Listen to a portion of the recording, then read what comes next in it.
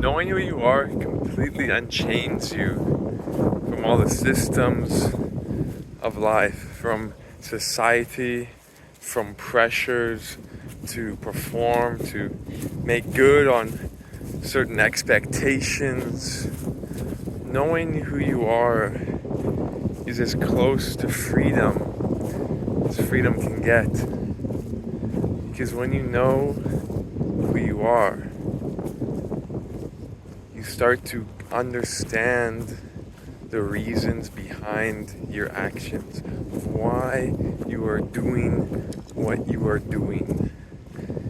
And without knowing who you are, most of your decisions and choices may just come from a place of what someone else is telling you who you are. You know, in growing up, often we get these prescriptions for our lives put onto us. Our expectation for us to become a doctor, an engineer, an artist, right? Like a career path, if you will. Or we're expected to even have a career to begin with. You're expected to work excessively hard to make a bunch of money so you can save it for a future date. And the older I get, the more I realize that you don't have to keep playing by those rules. You know, this game of just doing stuff without thinking, maybe it can help you when you're young, but there's a point in time where you do have to start to wake up. Holy moly, it's windy. There's a point in time where you have to start to wake up and recognize that you can actually make the decisions yourself. For instance, you can maybe question, why am I working so hard to get money? You know, often it's because we want to save. We want to save money, but for what? For what do you want to save it for? This is a question. Who are you? What do you want to do with these savings? Or are you just saving for the sake of saving? You know, that's not really a rationale. It's not really an identity. You're just saving. And when it becomes, I'm saving because I want my family to be secure, you're adding a little bit more to it, then you're getting to a place where you have motive behind your action. You're no longer working for the sake of working or getting money for the sake of money. You're getting these things for the sake of something, of your family in this case. And when you have that, suddenly your identity is not just tied to work or money, but is tied to supporting your family. And that means you're going to pursue actions that support your family, and you can more easily break away from work when you have to, because you are someone that supports their family. You are not so tied up in this world of just money for the sake of money, or of working overtime obsessively to get more money for the sake of more money. But because if you did the math, you're a family guy, maybe you don't need to work that much. Maybe you can actually just come home to your family and hang out with them, and there's more value that you can be offered to your family from that standpoint. Now, this is just like a family example of like knowing, and then like family and work, of knowing what you are doing. But I think this extends a lot further into just the decisions and time allocation of your day. Because when you know who you are and want to be, you can more readily filter out this noise that I've talked about in a previous video. This noise of life. At every moment there is these blips of attention grabbing things that are trying to reel you in.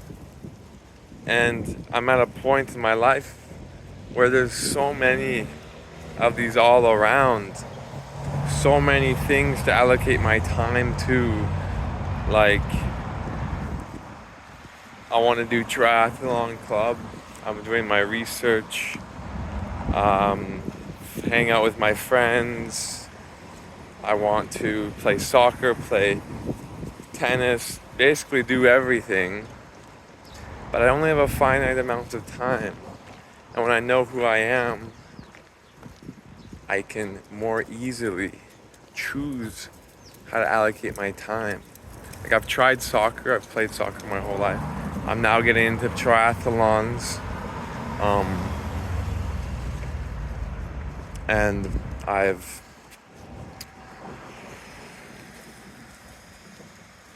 used to go out to socials, to drink and party with my friends. But these days, I don't really have any capacity or time to go drinking at the club. A lot of my social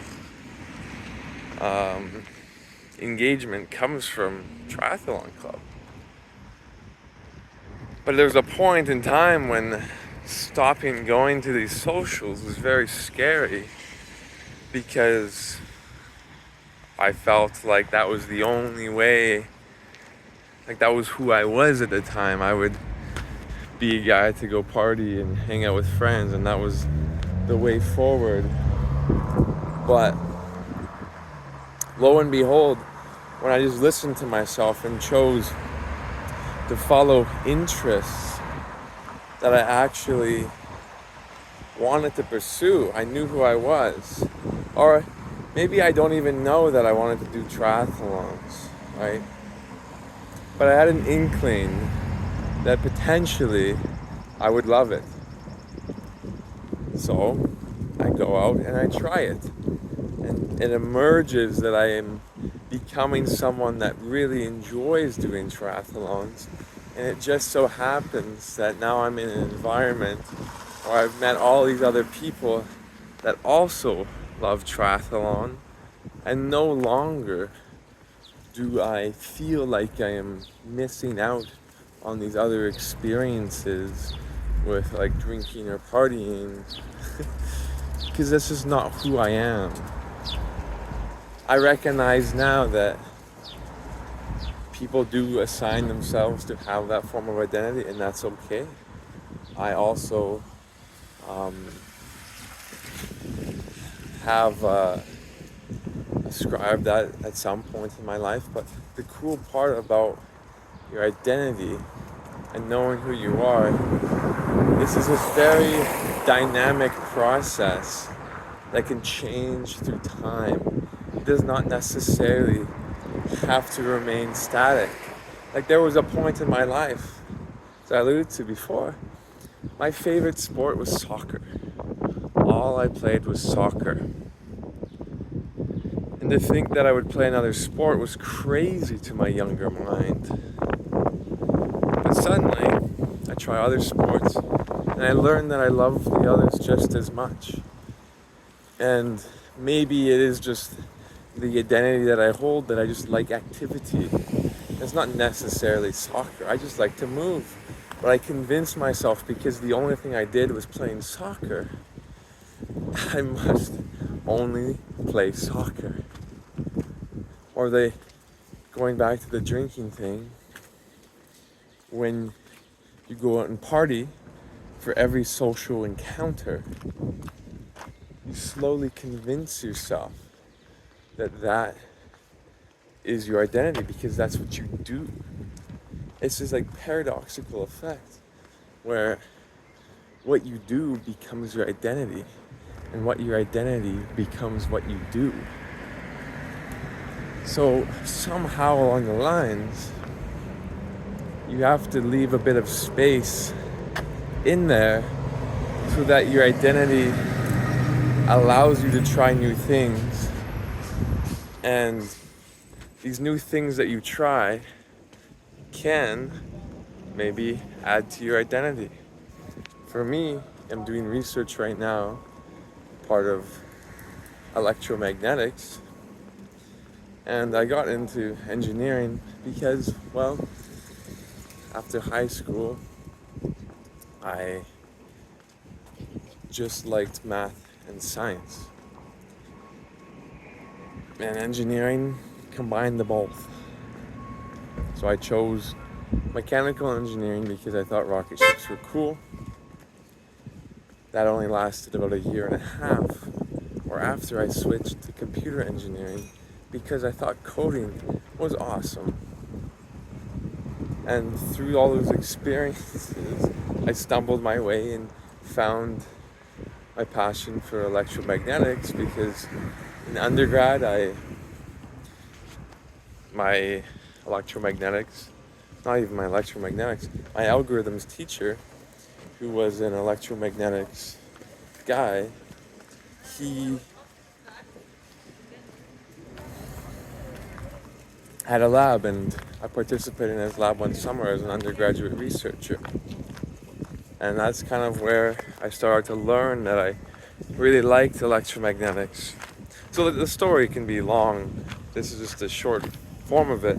Let's just say I kind of let myself try new things, even though electromagnetics had nothing to do with algorithms at the time in my head. It certainly looked cool. It was different. It was awesome. And if I limited myself to only my initial idea of spaceships are cool and I cannot deviate from that course, I would not be here now in electromagnetics land as happy as I am. Maybe I would have found happiness as well in rocket ship land. Because again, I still think rocket ships are cool. But it's to say that no matter the decisions that you make, if you're just kind of following this trajectory of letting yourself be curious and letting your identity just emerge, you just can't lose. You're just going to become someone that you're happy with, regardless of kind of what happens.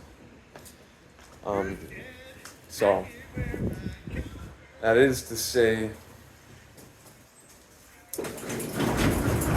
start to understand why you're making the decisions. Is it because someone else is telling you to? Is it because you genuinely want to?